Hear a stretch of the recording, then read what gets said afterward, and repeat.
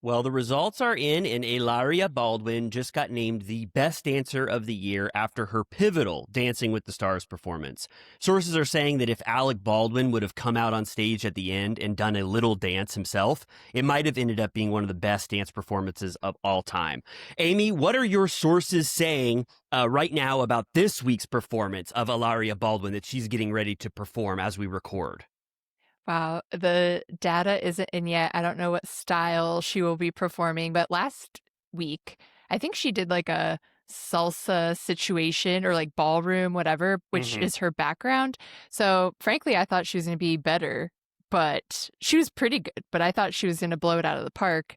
Meanwhile, I sent it to you. Robert Irwin is the one that really knocked my socks off.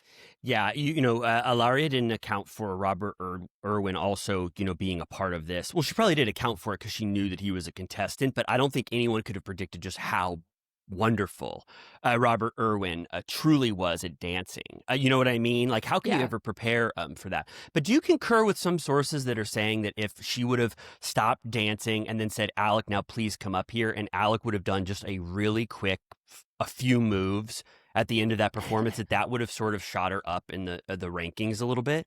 Yeah, maybe sometimes they do like a little bit at the very beginning where I don't know, they'll be like reading a book and then they'll toss it and like go on with their dance. Maybe she could do something with him where they're like arguing or something. And then she like pushes him away and then goes to her partner. That would be, oh my God. Oh my God. Anything like that just to utilize Alec Baldwin, I think would send her through the roof.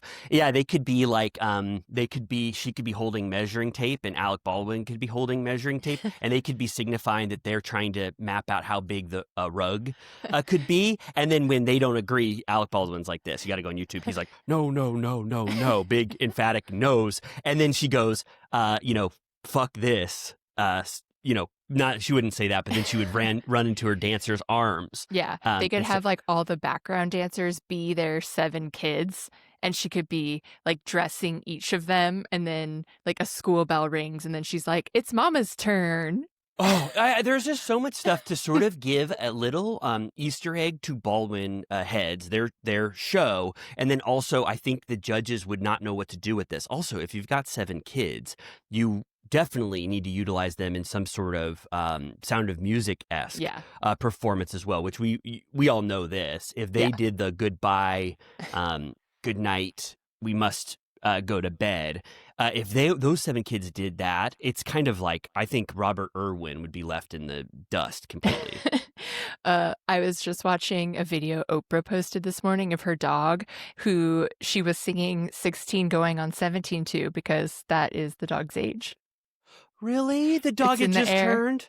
The dog had just turned 17, Oprah's dog? And so she's like 16 and a half. So she's like, you are 16 going on 17. Oprah did this? Yeah.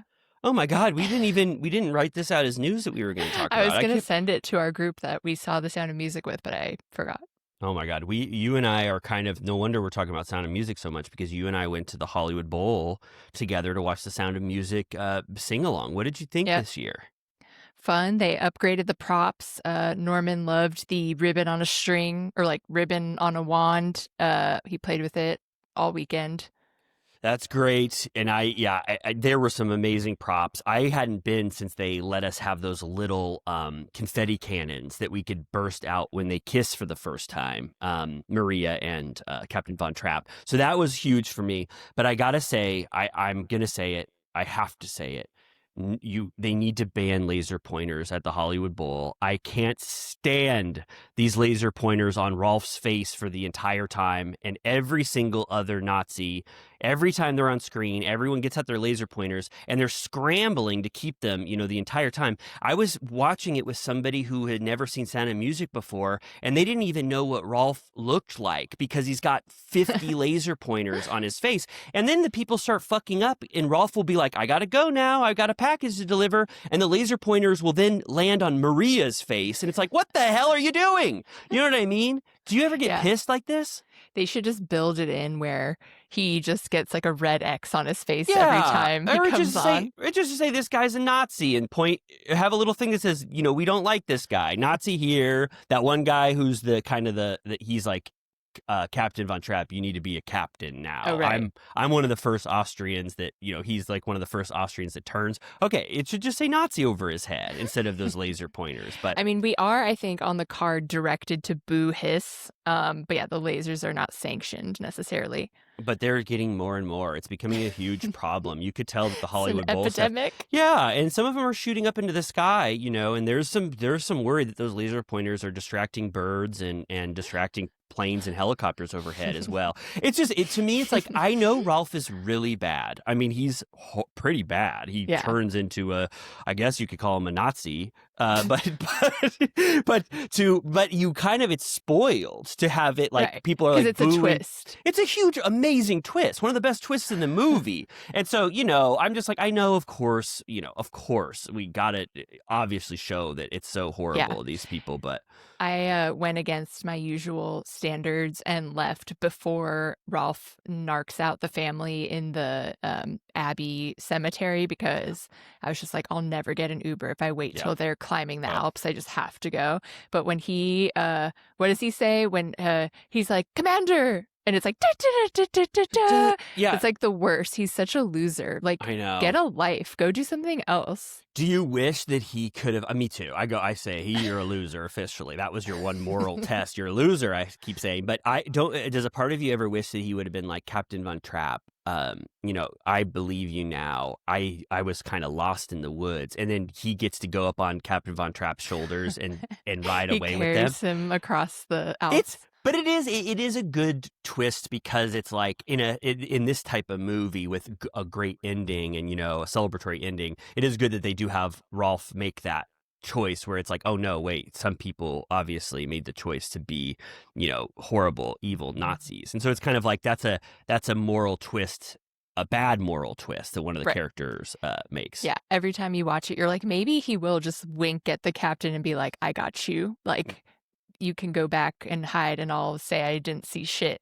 Yeah, they were really trying to, you always wish, you're not wish, but you always say like, oh my God, will Ralph change his mind? But after 60 years. I'm going to make an AI version where he's like, I didn't see anything. Yeah, that would be great. I mean, but wonderful overall. If you have a chance to go to the Hollywood Bowl for the Sound of Music sing along, it's fun as hell. And hopefully by next year, I'll have championed my anti-laser pointer agenda to the point where you will be able to not see any laser pointers at the Hollywood Bowl. So I always recommend it.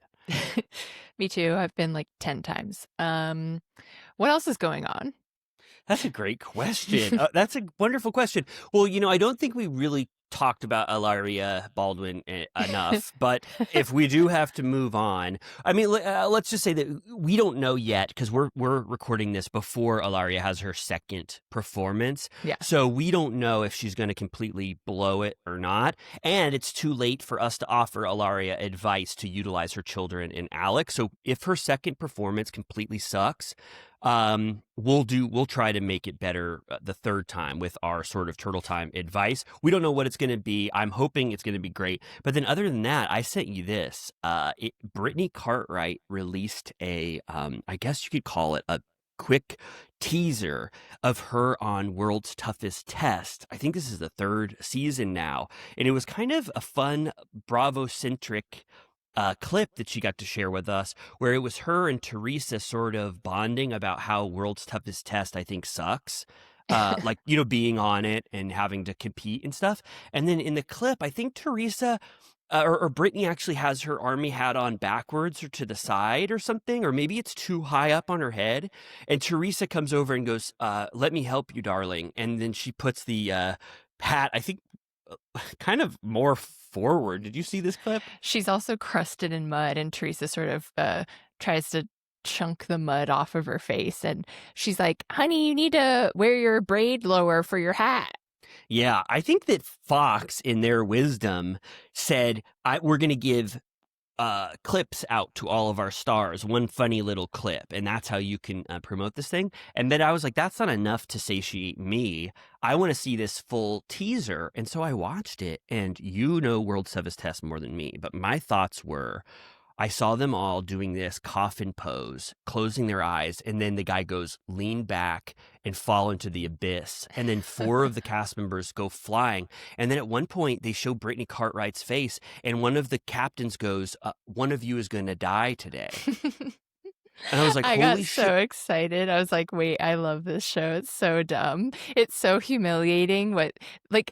I don't know what the prize is. It can't be that much, but they're crawling through mud. They're getting interrogated. They're, really going through it. Like, everyone cries. I'd recommend it. Yeah, and you said this is going to be the season I watch. And you said, Brittany, we noted on Patreon. I hate to say something that's sort of paywalled, because I want to keep people over there to get that exclusive content. But there is one moment where Brittany Cartwright does admit that she has one of the worst fears of heights in history. And so I'm just imagining what it's going to be like if she was one of those people on that bridge that's about to explode when she has to dive off. Like, that's going to send that fear of heights to a huge new level. I mean, one of the worst ways your fear could be confirmed by being really high and having to jump off something. So who knows what that's going to be like. Yeah, really looking forward to that. I have seen again that Gia has beef with the guy from Sister Wives, so that will be fun to see. Yeah, that's great. And then I think you alluded, or somebody said, Teresa is going to be hooked up to that lie detector test, because don't they do interrogation tactics? And someone's going to whisper in their ear, let's make Bravo fans' dreams come true. And they'll be like, what did you know about when Joe Giudice filed the worst tax return of all time? Right. Do you like, what did you know? And then that would probably cause Teresa to be like, holy shit, I'm being interrogated. I have to tell the truth. Do you think they might poke her on that kind of shit? Yeah, or just ask her intense questions about leaving her family to go to jail and making her cry and weak. I also forgot that Jussie Smollett's going to be on that, so that seems just kind of intense as well. But I feel I kind of like watching shows like that where I feel like I'm the only person on earth watching it at any given time, where I'm like, is anyone seeing this? I know, yeah, and I remember you were regaling me so much last season with all the stuff that like Tom Sandoval and Johnny Bananas was Jojo doing. Siwa. Yeah, and now I saw this new cast. I was like, Jussie Smollett. I said Chicken Fry, Johnny Manziel, Brittany Who's Cartwright. that? This cast, Johnny Manziel, I think, is a football player. Okay. Very, very. He had a really time where he was definitely playing football, I think, and then a bunch of other people that you are going to love to see pushed to the extremes, I think. Yeah. No, I'll be tuning in, I think. Great. Wonderful. Non-committal. Wonderful. Yeah, oh, yeah. wonderful. Eva from Next Top Model / Atlanta Housewives is on it, too. Holy shit. All right. Well, we never promote Fox in any way. And Denise Richards. Holy shit. I didn't even see them in the teaser. Wait. No, was she on before? Oh. She might have been a past season. Sorry. Oh, that's right. No, well, whatever. I mean, that's Past contestants include.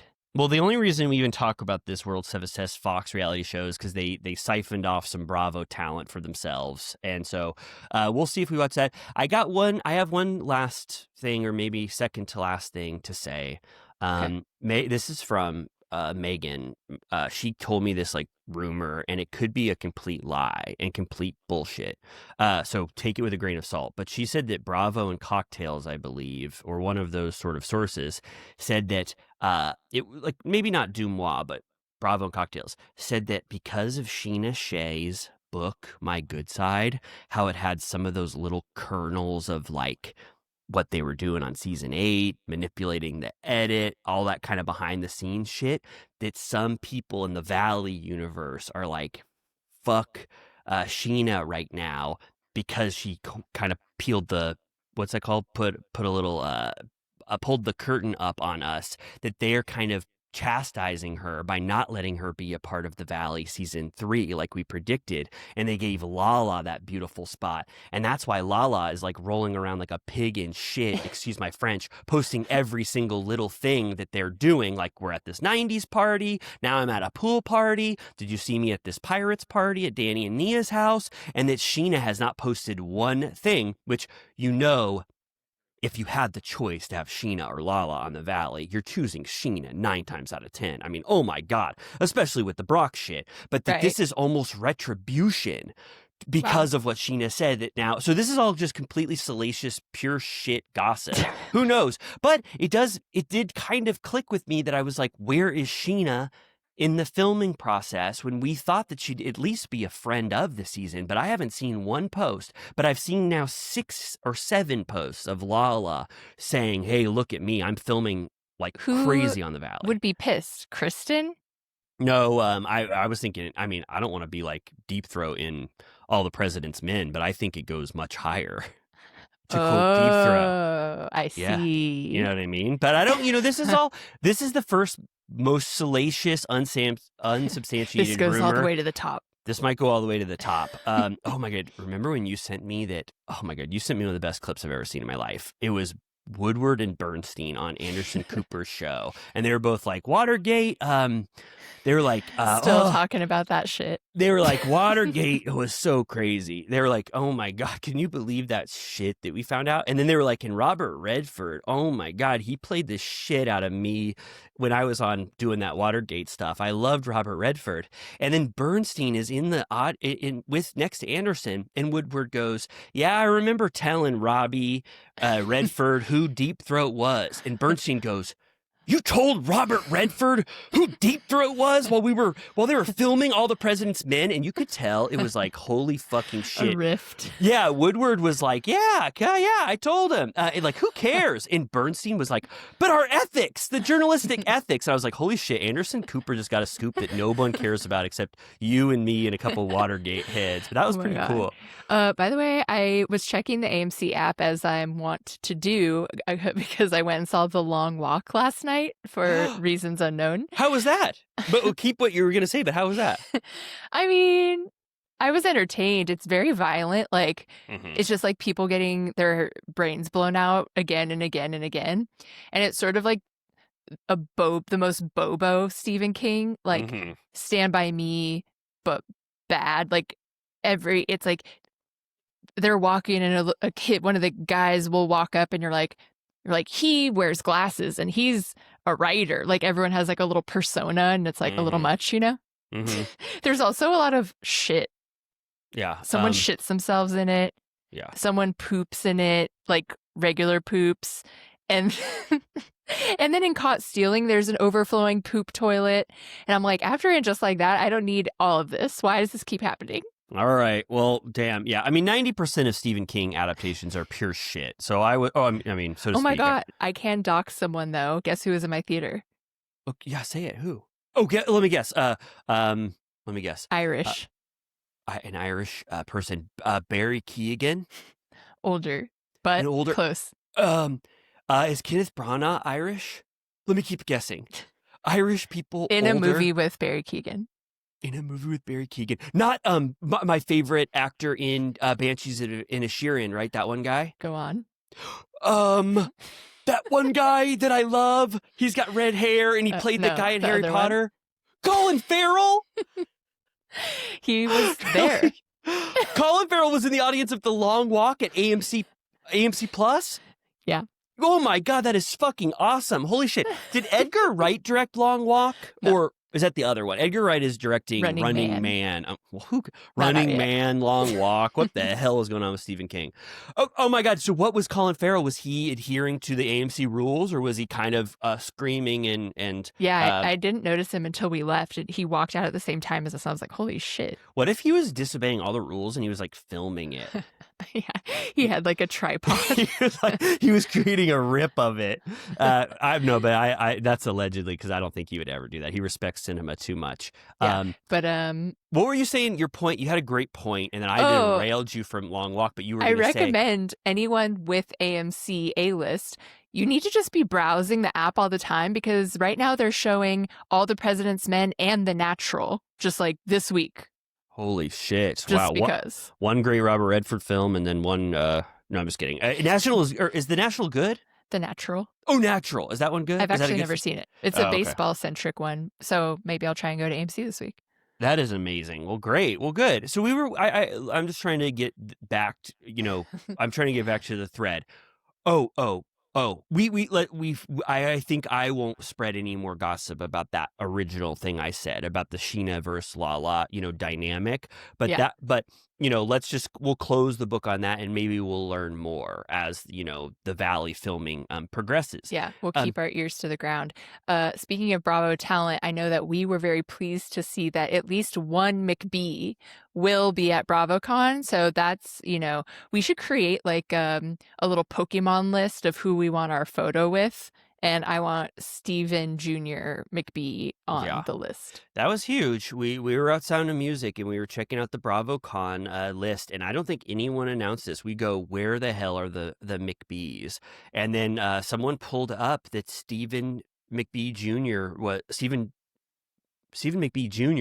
was added silently to the list, and so that is huge. And I absolutely hope that you and I get a photo with Stephen Jr. That would be so fun. What a rare photo. All right. Well, did you think was there any other news that you wanted to talk about today?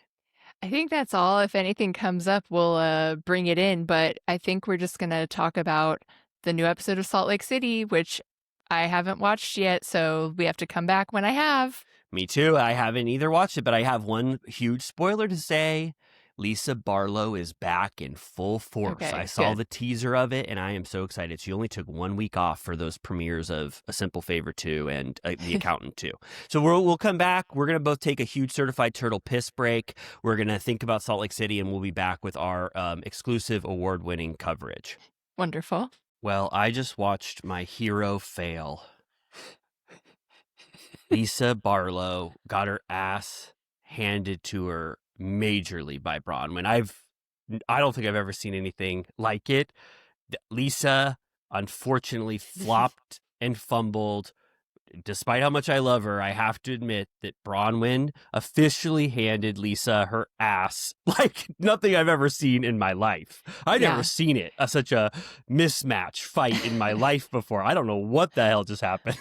The Watch What Happens Live audience agrees with you. The polls were very much in Bronwyn's favor the guest. Oh, I did not even see the polls. I am speaking just from my mind, and I was like, as one of the biggest Lisa defenders of all time, who loves Lisa, cherishes every moment, I was just like, my God, no wonder she didn't want to talk to Bronwyn.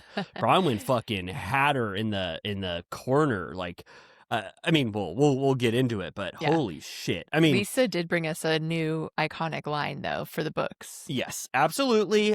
But yes, absolutely. And we'll get into it. We'll pick this thing apart.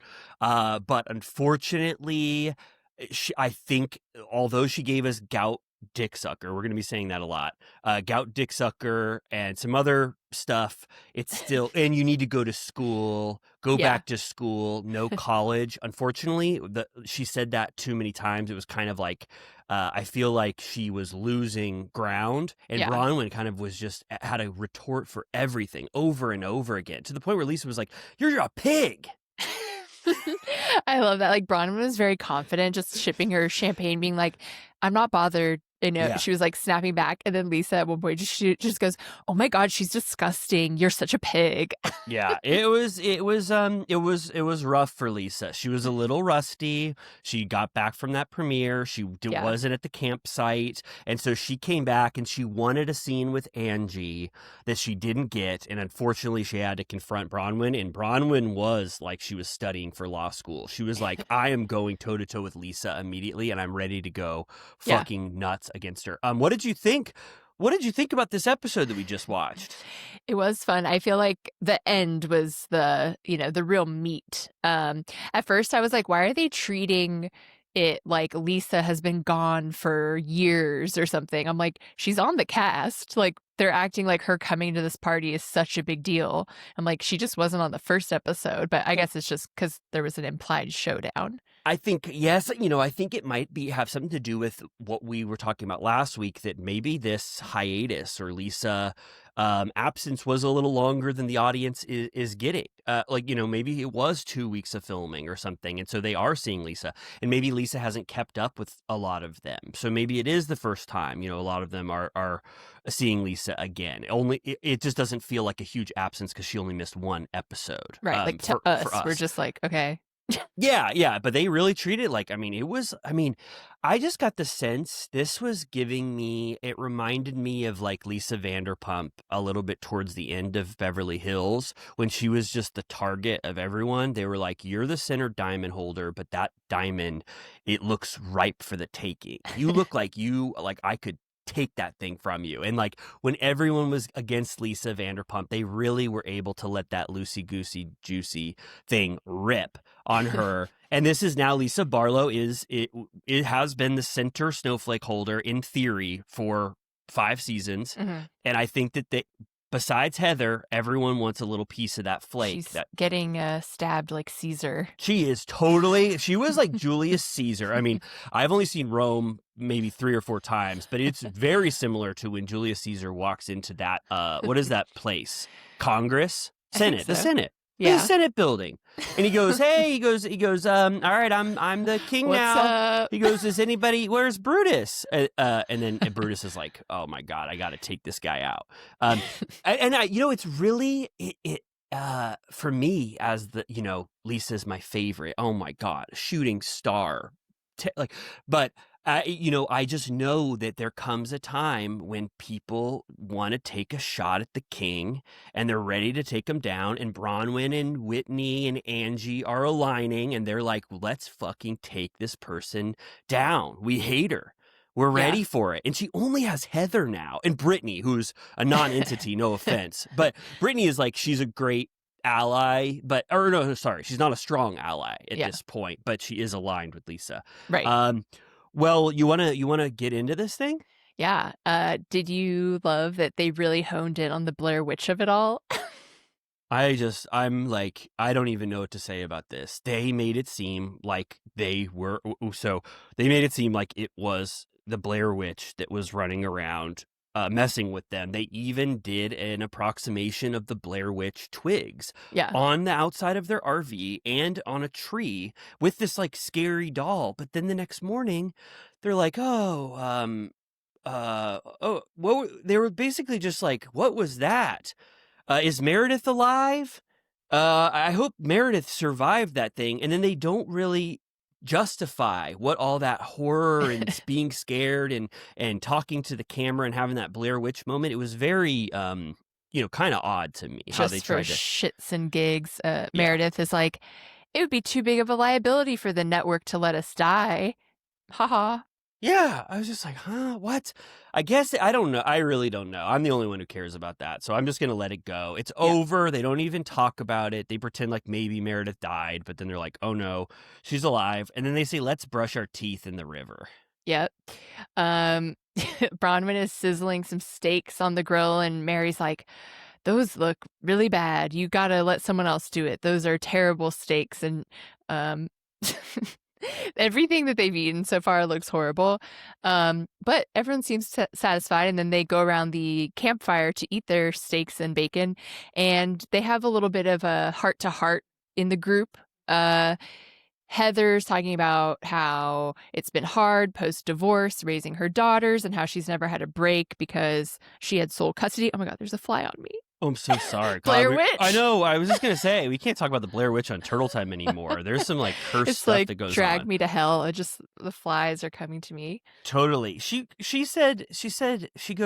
Heather said, I'm ready for this era to end because she's so connected, I think, to her ex-husband. Is that what she was trying to say? Like, I just want this whole like custody of my kids to sort of be over, where I have to deal with their dad all the time. So that's why she's excited for Annabelle to go off to college. I guess. Yeah. This whole thing where then like Bronwyn is like, I'm the opposite. Like, I don't want my daughter to leave at all, to the point that I let her boyfriend move in. And then Heather's like, why are you trying to make me feel bad? Like, the whole thing, I was like confused. I feel like they constantly, which is what they talk about later, just like misinterpret each other. But I was like, I'm confused. Like, I don't get what your intentions are either.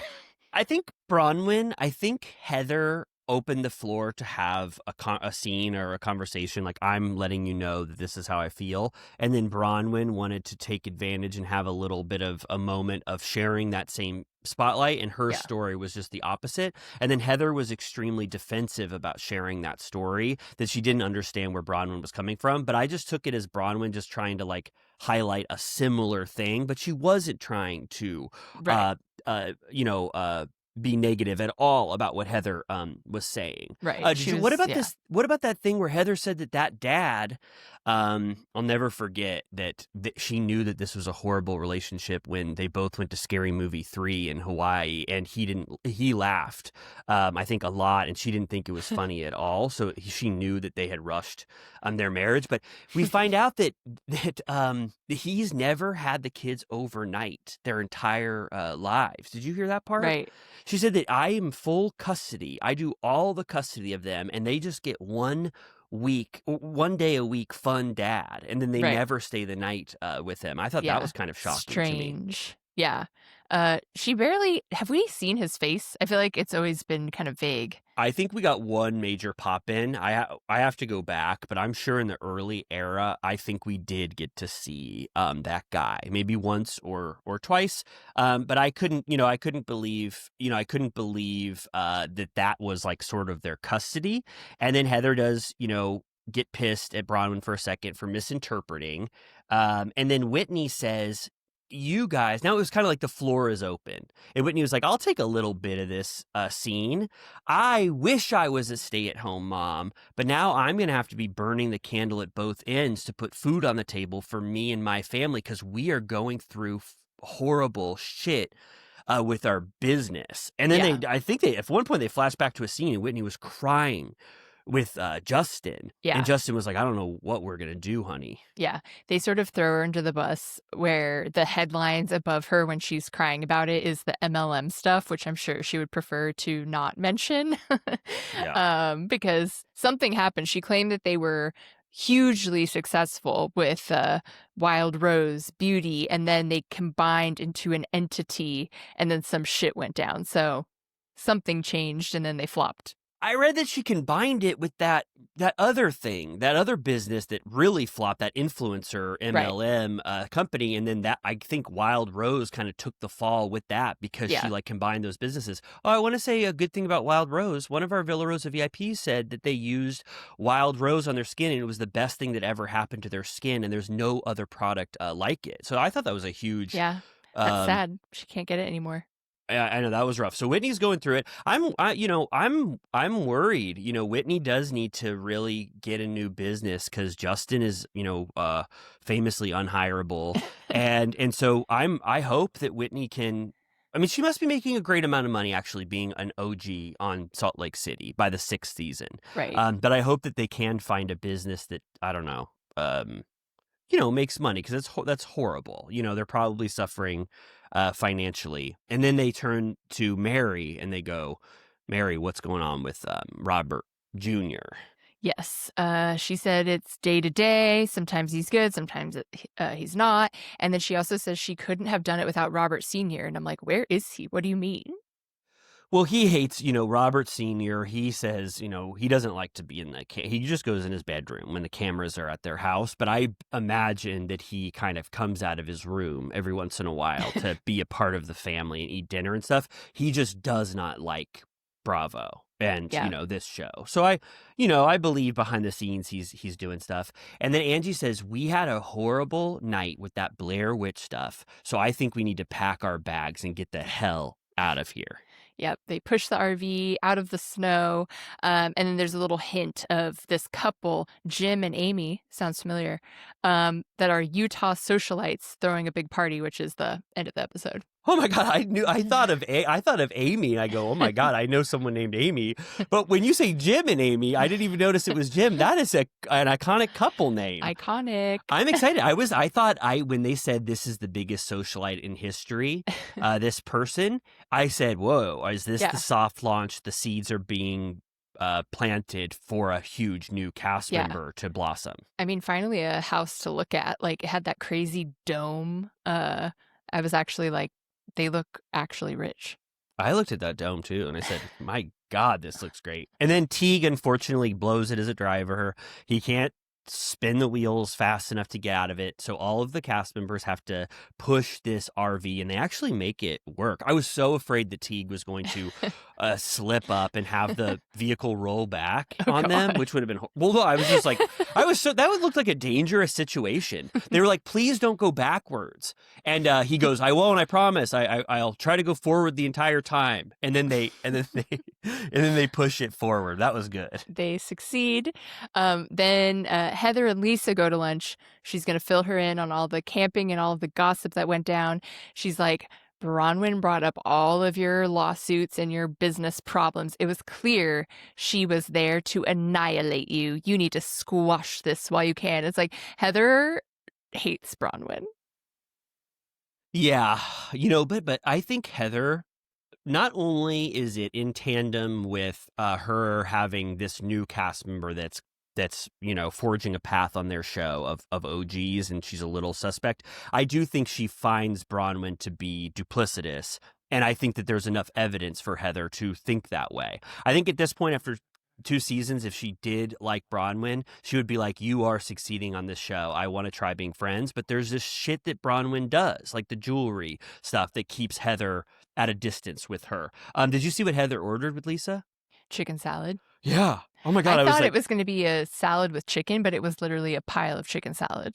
Yeah, big pile of chicken salad. And I can't wait to talk about what Bronwyn and Heather order later. Do you remember? Well, I won't skip ahead. Okay, so yeah, and then Lisa says, who defended me? Just you? And she goes, Meredith pulled a huge Meredith. And she goes, silence. And Heather goes, yeah. And she goes, and Heather goes, and even Angie said things. She jumped on the Bronwyn bandwagon big time on you. And then Lisa starts to cry and get really upset. She's like, I just came back from this wonderful premiere and now I'm in the doghouse fighting for my life with all these people. Yeah, she's like, my cases are all getting dismissed. This is bullshit. And she's like, no one sues the bottom. They always come for the top. So she's sort of like bragging that you have to be a star to be sued. And then she gets a little big for her britches and is like, no one in this group even have businesses like me. I live a totally different life. And Heather's like, all right, relax. Like, we totally do. You're not that different. And she's like, everyone knows I do big things. Yeah, and I was like, don't say that to Heather. Heather is your, you and Heather are rivaling each other for most successful, I would say, cast member. She has a med spa empire. Yeah, and she's written 2 New York Times bestselling books. I don't know, I forget if they're both New York Times bestseller, but still, I'm like, Heather does not deserve to hear that from Lisa across the table, that she has nothing that Lisa has. I really didn't like that. That was a point against Lisa for me. I was bummed out. And Heather was like, she always has to say this elitist shit to separate herself from me. And I'm like, Lisa, you cannot stand to lose Heather right now. Oh my God. You better be saying great things about Heather right now. Yeah, that stands aligned with her potentially not coming back to the show, holding out for more money, because I feel like the OG queen bees always get that way where they think they're different than everyone else, that they are more important to the show than everyone else. And I think it's real dangerous territory, frankly. Me too. Lisa, you're on treacherous, thin ice right now, to use sort of black ice. Yeah, you're on that black ice that Salt Lake City, I think, is famous for. I would just be like, these shows, you can be as powerful as you want. You could be funny, you could be smart, you could kill it with the most iconic quotes. But if you don't have people in your corner to talk with, to be friends with, I mean, you're kind of fucked. Yeah. I mean, what are they gonna do? And that's what happened to Vanderpump in a way. But Lisa goes, if they're gonna denigrate my character, wait until this table turns on them. You're opening the door for me to talk about them. And I was like, why didn't you use that advice against Bronwyn? You didn't have shit to go up against Bronwyn when she started pulling out all these records and stuff later in the episode. It's true. I loved in her confessional, she was upset and I think crying. And she's like, people don't understand that, I'd rather be doing this or that. And we missed so many big moments and milestones in life, putting everything into our brand. I love just being like, my brand is everything to me. Yeah. Did she mean, was that a not so subtle sort of nod to the fourth wall of saying that this show has cost me a lot and now I have no friends on it and it's becoming like a waste of time because I'm dedicating 50% of my life to this thing and I've missed out on so much other career shit that I could have been doing? Or do you think it was about sullying, like you said, and what she probably said, sullying her brand, this wonderful brand? Well, just I think she's like, they're trying to take down my like credibility in business when I've put my heart and soul into my brands. Yeah. You know, So she's got Vita Tequila, and then she has an um, experiential. marketing. What's that called? Activation zones. That's marketing. It is. Okay. Yeah. All right. So yeah, two big businesses. Maybe some others that we don't even know about. But then we go to a ski scene with I'm Whitney and always Bronwyn. amazed. I mean, I know that they're like born and raised and you just are born skiing up there, but I'm always like, damn, people be skiing. I could never. I said that too. I mean, yeah, I think I've talked about this, but they wouldn't even let. The last time I went, they go, get off this blue diamond. You can't be on here anymore. You're gonna hurt other people who suck at skiing, but you suck so much worse than them. Remember Did that when? break your heart? Oh no, I was happy to be done. I You're would like, have. all right, good. I was close to dying multiple times. It was like when you see Kyle Cook and he gets to be in winter, and you're like, holy shit, this guy snowboards. Mr. New Hampshire. They were Whitney, and just to give a spotlight on Whitney and Bronwyn, they were doing 180s jumps, back and forth, back and forth. Not grinds, but I don't even know what the shit that they were doing. I think Bronwyn was snowboarding. French fry pizza, and then this is when they go, that was awesome. They go, you just kind of ripped it up down the slope.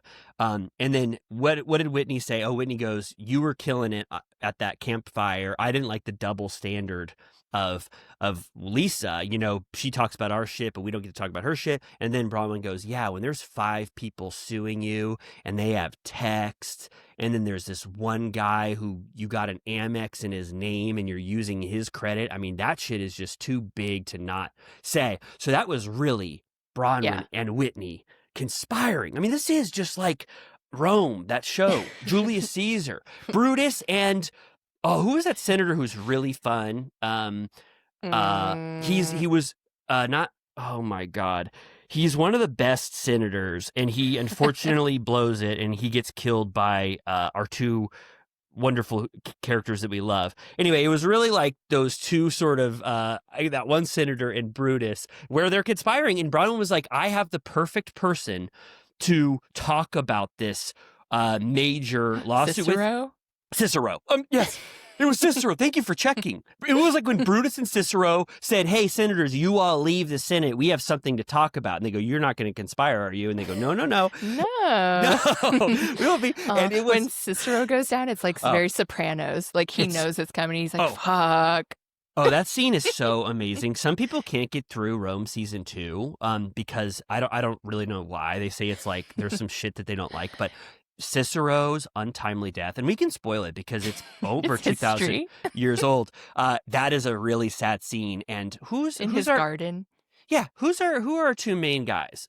Titus Pullo, and Lucius Vorenus. Oh my God, great job, Vorenus and Pullo. Pullo respects Cicero, but he just has to do his duty. But he gives Cicero a wonderful death in that garden. I think he even lets him eat a peach or something. Oh yeah, off his tree. Yeah, Pullo gets. They both get dark-hearted after a while of doing their dirty work. Yeah, they're such an amazing team. I you know that the reason why they even the creators of Rome made those two characters is because in one of Julius Caesar's diaries, like towards the end, he just wrote the words Pullo and Vorenus, and they were like, whoa, what they imagined that Caesar had these two friends that he loved named Pullo and Vorenus, and that's what they built those characters around. I love it. Okay. And I love when we talk about it. Me too. And then, do you want to say what Bronwyn said was in the lawsuits, which I thought was a bombshell for Bronwyn? The Amex thing? Yeah, that Lisa, in the court documents, it goes, the guy said, Lisa, you owe me a lot of money. And she did palm face emoji like this on YouTube, and big, all caps, overwhelmed. Yeah. Acknowledging that, whoa, I love that emojis are in the dockets now. But yeah, I guess whoever this person is helped her out. She asked him for money, apparently, supposedly, allegedly, behind John's back. And he opened an Amex on his account in her name, which Amex loves for you to do. They offer you lots of bonus points to do that. I'm always like, who wants an Amex on my account? But it's also dangerous. Really? Damn. I mean, I was just going to be like, me. I would I have, want those 10,000 bonus miles. I have outstanding credit. I don't think I've told you since my last update, but I have like 785 now. That's sick. And then they go there. It's so funny to see Whitney and Bronwyn pretend like they don't know this shit, just like how Cicero and Brutus were like, we're not really going to kill Caesar, are we? And they're like, yeah, no, that would be so horrible. But what about all this shit that he's doing? And Whitney says, is this that mystery man of Right. which Angie referred to? And then you get the tweet of Angie being like, at least my lips aren't filled with a guy's Amex card, mystery man. By the way, your car was repoed. It was like Right. Angie and Lisa went to war Right. on Twitter. It's true. I know. I love when they cut to Twitter and I'm like, they're still doing that over there? Like, what the hell? That's missing me on Twitter. I see the most horrendous things over there. I never see these Housewives tweets. And then Bronwyn's like, at least like when they call me a gold digger, I'm spending my own husband's money, which keeps coming up. And we'll talk about the ultimate scene later, but Lisa keeps trying to call Bronwyn a gold digger or whatever. She's like, I'm literally married. Like, fuck off. Yeah, it makes me sad that Lisa didn't have anything else to do. Like, you can't really be like a gold digger or like a dick suck for money when you're literally married. No, I know. And I'm like, I'm more bummed at Lisa for saying that because Whitney called Brittany a dick sucker an episode ago, and Lisa didn't even know that and used the same comeback against Bronwyn an episode later. It's like, you used a Whitney insult right after she did. That's like the lowest thing you could ever do. So Bronwyn is kind of laying the foundation for what she's going to say to Lisa later in this episode. And also Lisa she could have used that necklace stuff. She could have said, at least I don't lie about a fucking $1 million necklace. That was the weirdest thing I've ever seen in my life. And Bronwyn would have blushed and been taken aback if Lisa would have brought that necklace thing up. Well, maybe Lisa didn't know because she wasn't there for that conversation. Miss a little, miss a lot. Lisa missed a big conversation. She couldn't reference that $4 million necklace. All right, Mary with Robert Jr. Yes, this was sad. He ultimately, so at first I'll just cut to the chase, but he comes in, he's like, I feel like I'm at a standstill. I'm not in that dark place I was before, but it's still there. And I was like, he's so subdued. And then he does admit that he has smoked weed that day. So I was like, okay, like I am curious what he's like otherwise, because I'm always like, hello? Yeah, I think we've seen Robert Jr. after he's huffed weed every time we've seen him. And he does say, he says, I'm isolated now. All the friends I used to do my other stuff with, I don't talk to them anymore. And now life is really boring. And I use other things now to get that my stimulus. And he goes, food. And then Mary goes, anything else? And he goes, drugs like weed. Yeah. And Mary, you can tell she's having a hard time with this scene. It's almost like a polar extreme of the other scene she had, that beautiful heart-wrenching scene with Robert Jr. last season. And now it's like, oh my God, I have to have this talk. But it's like Robert Jr. has not made strides yet towards that beautiful version of him that we all want. And Mary also says, my philosophy now is not to helicopter him, is to let him do this on his own, because nobody who doesn't want to be saved can be saved. And she tells that right to him, to his face.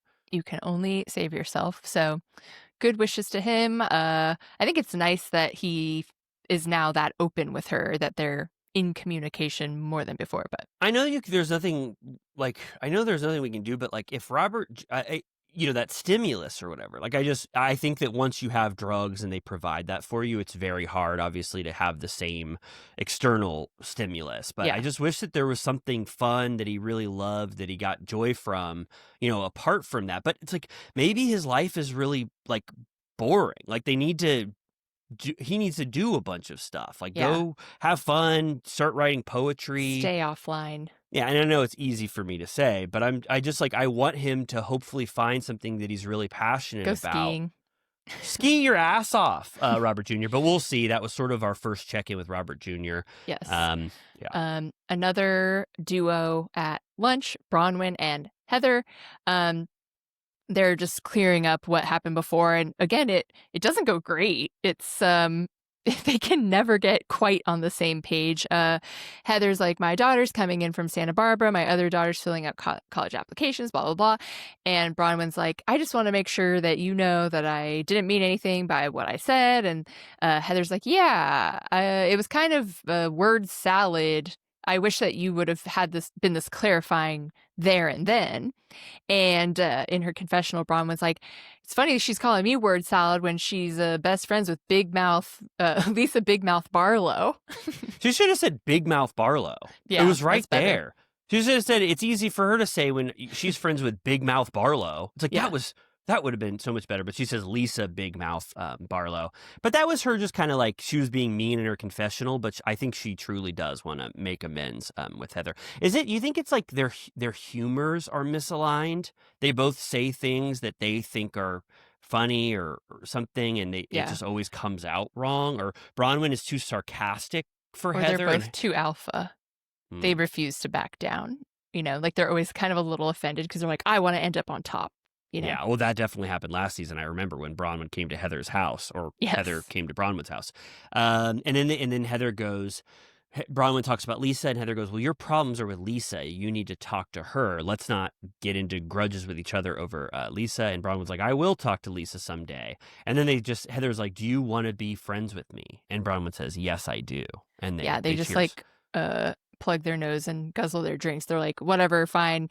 I kind of hate when fights end like that, where they're starting to go back and forth and they're like, are we trying to be friends or not? And they're like, yes. And they're like, that, and then we'll end the conversation. I'm like, well, that wasn't satisfying. Yeah, I agree with you. I still, exactly what you said, there's something between them that they can't get over. But did you see the food that they ordered? Remind me. It was like a weird fish. Tower. It was amazing looking. I got so hungry because we were recording at dinner time. Yeah. It was a big fish with a bunch of peas on top, with a big algae or seaweed middle, and then a bunch of rice in the shape of a gigantic tower on the bottom. And they both ordered it. I was like, this must be the specialty. They both really wanted it. It looks good. The Chef Joe special. Yeah, I think so. And when they were talking about, she's like, your beef is with Lisa. They showed more Lisa mean tweets where she was like, Bronwyn is a narcissist, blah, blah, blah. And I'm like, they really be popping off on Twitter.com. Yeah, Lisa's more online than you would think, Lisa Barlow. She says a lot on Remember when, there. Bitches were like classic Housewives, they would like tweet from their Blackberries, and it was like they were just tweeting left and right, and it was always part of the show or the after show or like the blogs. They'd be like, I saw your tweet, or they would like reply to fans' tweets, and like it was such a thing. And it's kind of a dying art, so I appreciate that they're still doing it. Yeah, it's totally a dying art. I remember on Miami, that was an early Twitter thing where one of the cast members, I forget her name, God help me, but she took that photo with that artist, Karen. She took that photo with that artist, and she goes, look who I'm best friends with. I love this artist. And Adriana goes, I should have done that first. I love that artist more than Karen. It was my art show. I wanted to tweet. That was sort of an example, I think, of that early Twitter era where shit was going down. I'm so nostalgic for like 2011. Yeah. Oh my God. What was I doing in 2011? I'm going to look back in my photos app. The innocence. Yeah. Okay. Oh my God. Then this kind of takes us out for the rest of the last 10 minutes. Is this Amy's Saturday social? That would be so fun if you had a party in current day called Amy's Saturday Social, and you just replicate that flyer. It looked like you said it was really fun at one point, and you could replicate this too. They had very Alice in Wonderland. Yeah, or no, that's so much better. I said Willy Wonka when they grabbed those hooks, their jackets off their. Remember when they grabbed they grabbed the grandpa's hat off his head? But when Meredith and Seth go up, they all of a sudden hands pop out with gloves on, and they have champagne in their hands. Yeah, out of the fake bushes. Were those fake bushes? Yes. I feel like she could have done a little more flourish on the title. Amy's Saturday Social is pretty good, but I want something like Nini's Girls and Gays All White Seafood Soiree. Yeah, a little more than just those three words. Amy's Saturday Social. Yeah, I wish it was more fun. Maybe one more S word. Oh, wait, sorry. There is in Nini's Nini's Girls and Gays never forget all white party seafood soiree. I forgot the never forget, which is important. You could have said seafood soiree here. Yeah, Amy exactly. Saturday Social starring seafood soiree, or Amy Saturday Social featuring seafood soiree, right? With never forget in the middle. Yeah, with never forget at some point. Seth loves this. This reminded me of Ariana and Tom Sandoval. Seth goes, "That's like a glory hole," and Meredith goes, "Ha ha." I'd be like, and it's shut like, the fuck up. It's like, yeah, we don't say shit like that. That's horrible, Seth. Why would you say that? And then Jared is in the room. When you walk in, Brittany and Jared are kind of dancing. They're doing the same Sound of Music dance that Maria and Captain Von Trapp do, right in the middle of the floor. The waltz. Yeah, everybody brings their partners. Everyone shows up, and then they really dramatize Lisa's entrance. It's as if everyone stops to look, which I was like, I mean, like I said, she's on the show. She goes, "Look who it is!" Lisa says that kind of about herself. Or maybe to Amy, I guess. But she wasn't referring. Oh, but Lisa does say some iconic stuff. I got to give Lisa some points because she's doing horrible in my tally. But she does say these girls are like vultures. They're all like, we got to get her, we got to get her. But she says, "I live my life in the light," which I really liked. And she goes, "I can only destroy myself. You can't destroy me." I thought that was pretty cool. Like, very similar to something that Julius Caesar would have said when he was going to the Colosseum right before. Unfortunately, that shit happens to him. The town crier was like, "Hear ye, hear ye." The indomitable Lisa Barlow is here. Yeah. Caesar lives his life in the light. Nothing will happen to him. Only he can destroy himself. And Brutus is like licking his lips. And then Lisa immediately goes to her confidants and kind of leaves Angie and Whitney and Bronwyn in the dust. She gives them a little wave, but Lisa immediately goes to work. Yeah. Getting the info on them. She doesn't say immediately that she's pissed at Meredith. She's like, "You'll still give me the tea. Like, I'll still trust you for now until I hear otherwise." And she's like, "Heather already told me who was a good friend and who wasn't. So what did they say?" And Meredith, she's saying, "It was not nice. You know, there was a lot of stuff that was said." Yeah, I don't think Meredith remembers what was said. No. And also, I don't think that Lisa should take too much stock in this anti-Meredith trip. Meredith is a wonderful ally. I forgot to mention that Meredith loves Lisa. So really, Lisa has two of the most powerful OGs on her side. Meredith was just very withdrawn during this Blair Witch camp visit. So I don't think Lisa should think about that too much. Meredith would have given you everything at some point, but she just doesn't care and didn't remember. She needs to wake up. Yeah, don't you think? Yes. I think so too. And then Brittany comes over. She's like, "I'll tell you everything." She's so desperate. I'm like, I don't know what Roman character she would be, but that sounds like she's some little snitch. Yeah, can we pause? Octavian. Yeah, no, Octavian would never. Octavian keeps secrets. Remember, he kept the biggest secret about Julius Caesar ever. One of the biggest. The bastard child or whatever. Well, he kept that secret, but he also, remember when Julius Caesar unfortunately suffers from a malady inflicted by the god of Mars? Seizures? Seizures, as we call them. Caesars. He suffers from Caesars. But then they go, that means the god of Mars has afflicted him. And if anybody knows, so Octavian kept that secret, and he would rather let people know that people thought that Julius and him made love in that it was like cupboard. Bad PR. Like, remember when Hillary fainted and everyone made such a big deal? It's like you don't want people hypothesizing. It was very similar to that in sort of modern times. But Octavian, so I just want to rebuff what you said. Octavian is a wonderful secret keeper. It would be like some. What about his mom? Oh, of course, Julia of something of the Julii. Yes, goddamn. Attia? Attia of the Julii. Oh, Attia of the Julii would spill the beans immediately if she found out whatever we were just talking about. Brittany too. She goes, "She said that you were just like Jen Shaw." And she's like, "That is disgusting." So this is when Lisa gets derailed. It's like Yeah. she found out that Brutus was saying something to her about her that she really wanted to get to the bottom of. But instead, Cicero co-ops it. And you're like, I don't want to deal with you, Cicero. I'm ready for the Brutus showdown. So Lisa got completely sidetracked and wanted to confront Angie about this because she thought she had better ammunition against Angie. But then she has to end up fighting with Bronwyn. That's why she was off kilter. I'm just going to give Lisa that as we go into this fight. Yeah, she didn't know where to begin. I also love if anyone's listening to us for the first time and they're like, is it always in Rome terms, the HBO show from 2010? Okay. Sometimes. But every 6 months, I would say. Yeah.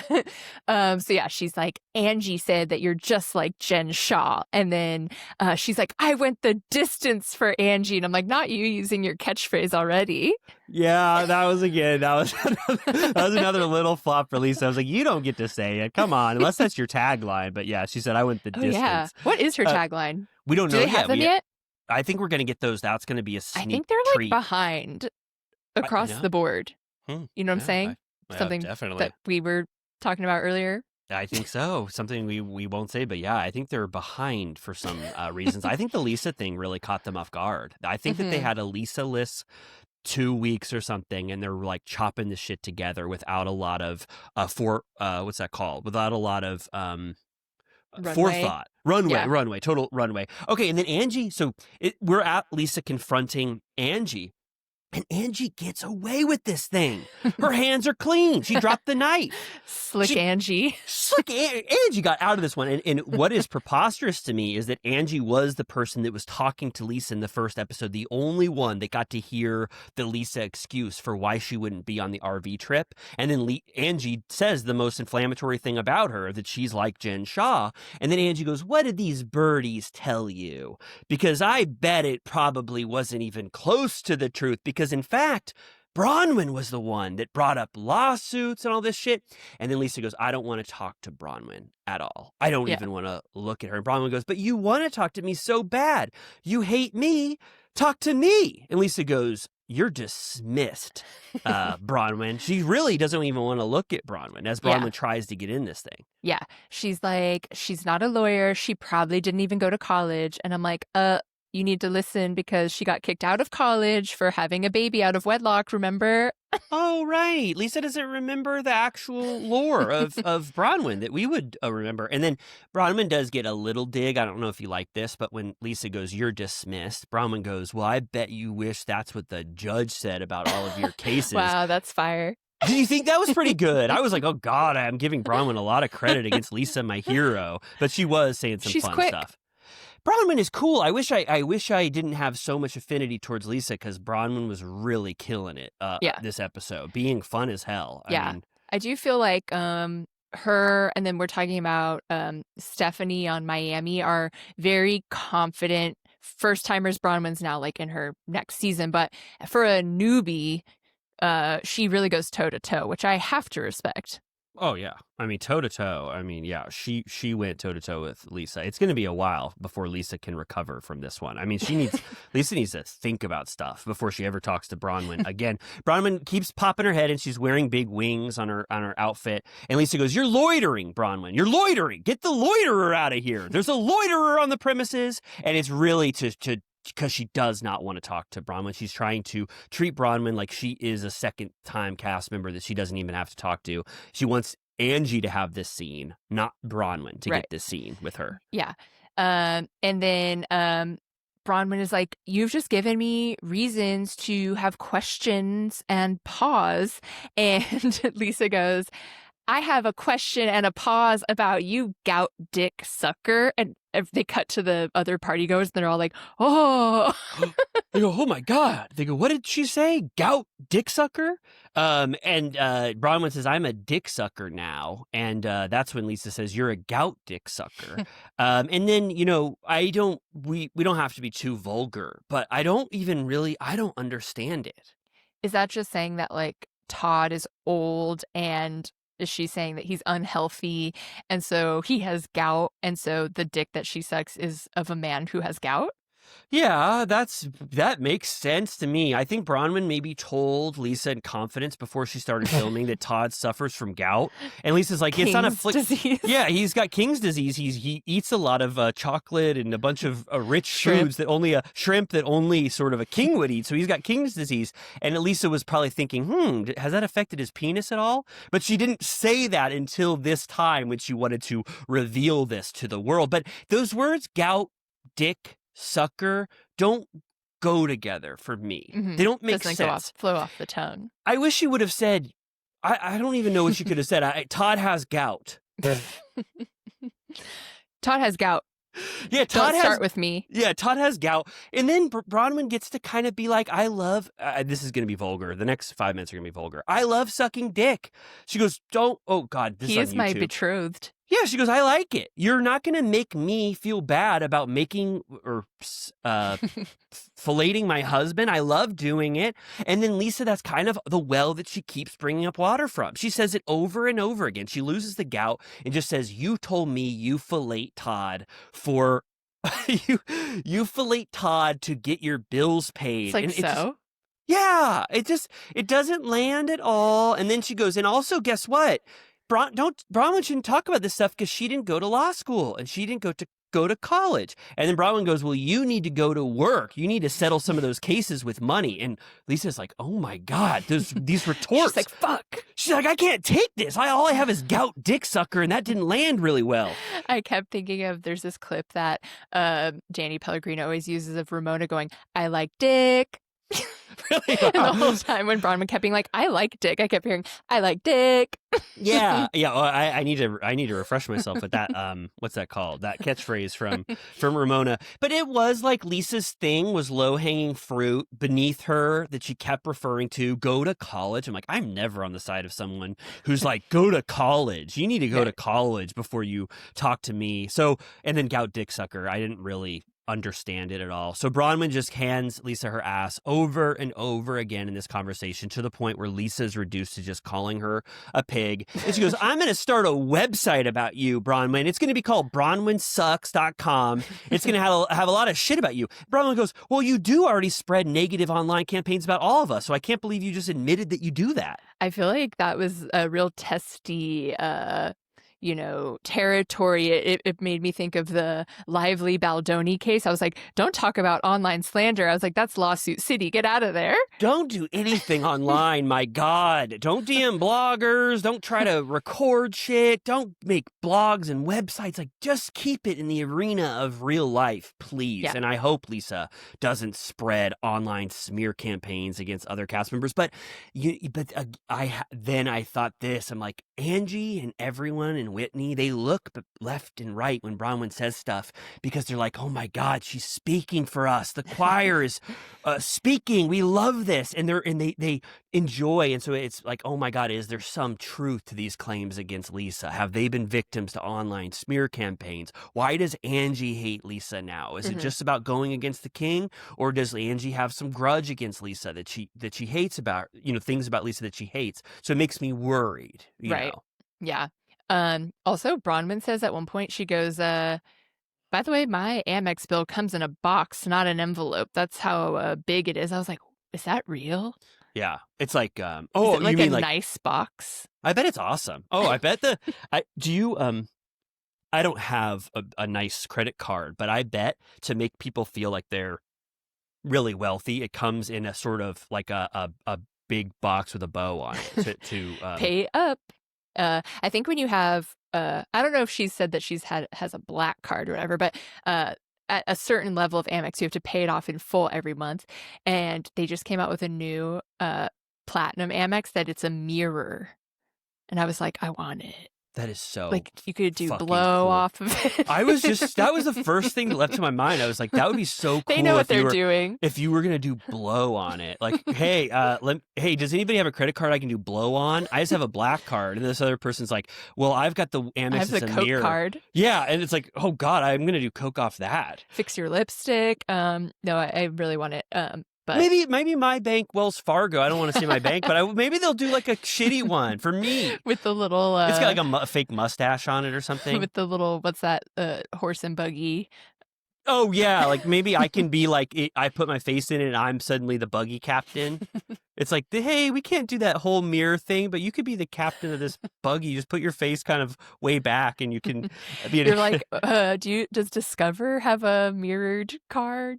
I wish they, yeah. I mean, well, so I agree now with Bronwyn that's how Todd gets his slips. And it was a nice brag for Bronwyn to say that. Yeah. She got to brag a little bit. She had Christian Siriano was her guest on Watch What Happens Live after, and she was wearing him on Watch What Happens. The dress that she was wearing at this party, the Gout Dick party, was Christian Siriano as well. And he said that dress was around 10 grand that she was wearing, that blue one with the crazy shoulder shapes. Holy shit. They're really like BFFs. Like, she totes him around everywhere. So yeah, when Lisa gets overwhelmed, she goes, she's such a pig. And then, yeah, threatens the online website. And yeah, Bronwyn is like, classic, you do that every time. And that's sort of where we end. And then the clip from next time is Todd being like, I don't know why you bother with these chicks. What Lisa has done is unforgivable. Yeah, it was major. Did you get a little slightly excited when you saw Todd's face again, screaming? I was really like not on board after their last trip, but I'm willing to give him another chance for entertainment's sake. He was also at Watch What Happens, but he stayed backstage. He didn't want the camera time. All right. Well, I'm excited just to see Todd again, to see what he's like in this new era. Next season, second season Todd. And then they show Lisa also giving a huge presentation on why a lot of these cases are frivolous and why a judge has been dismissing the hell out of them. Yeah. A lot of poster boards, graphics, which I'm here for. Yeah, I like it. It's fun. Bronwyn kind of laughs at it, but we'll see. I could be swayed. I believe that 4 of the 5 were dismissed. Some people were like, I took a bad sip of Vita tequila and I got too drunk. I want to sue. But then that one that has Amex card holder, at least even if that case is frivolous, the fact that in legal writing it says that she opened an Amex in another person's name, that is kind of a shocking thing for Bronwyn to reveal. Mm-hmm. It'd be so wild. I mean, they're alluding to Lisa cheating. It'd be so crazy. That would be a Housewives, I think, first if Lisa's like cheating scandal got revealed from a legal statement, that John heard on the show. Yeah. That was proven in court that she had an Amex under another person's name. Yeah. This isn't the first housewife Amex situation. There's that Erica Jane one that I love to remind you about, where she canceled or disputed charges with a designer that made her costumes and like defrauded them of $100 grand or something. Shit. Every time you remind me, I like forget it completely right after, because I don't want anything bad to ever be said about Erica. So, but I will remember this time. Oh my God, I can't believe she did that. That's crazy. Another Amex thing. Yes. But yeah, that episode was very fun. I was like, all right, something to chew on, having some fun here. I also wanted to say, before we forget, because this is what we do now for our wonderful Patreon tiers, we have, if you haven't been paying attention in the past month or so, we have our regular first tier Patreon, where you get your Vanderpump Rules recaps every week, so you get an extra 4 episodes per month. Then we have one above that, the movie club, where we add an extra episode on top of that. So that's 5 episodes a month where we talk about a movie, which I can say it here. We've already revealed the winning movie for October is relevant to this episode. It is The Blair Witch Project. We talk about that. That's coming soon. So you can join that tier for even more. And then the final major baller tier is Lisa's Boudoir. And this week we had an additional joiner named Sarah S., who is cool as hell. And they are our true, talk about old time Italy, like our Medicis. They are our patrons of the arts who keep us afloat. So anyways, go check out all that stuff. If you want some more, or if you're like a little bored with what's on Bravo right now, go back to the glory days of the old Vanderpump, because we talk about it every week. And it's a lot of fun, I say. I say that too. I agree with every single thing that you just said, Amy. Sarah S., thank you so much. You just became a major Medici style patron to Amy and I, and we love you for the rest of our lives. So that's great. Go to Patreon, go to the Vanderpump Rules recap series. Listen to us talk about Blair Witch on October 1st to set the mood for October. Could you imagine that? And if you like this episode, you're like, I can't afford any of that shit, or I don't want to be a patron for that shit. What the hell are they talking about? Times are tough. Yeah, times are tough, but at least give us 5 minutes of your time and review us, or give us a thumbs up on YouTube, or just be like, come on, I'm not going to join their Patreon, but I'll give them a review or a Spotify comment, some engagement. We love that shit. Yeah, why don't we have 519 reviews? I want to get to Number of the Beast. How about that?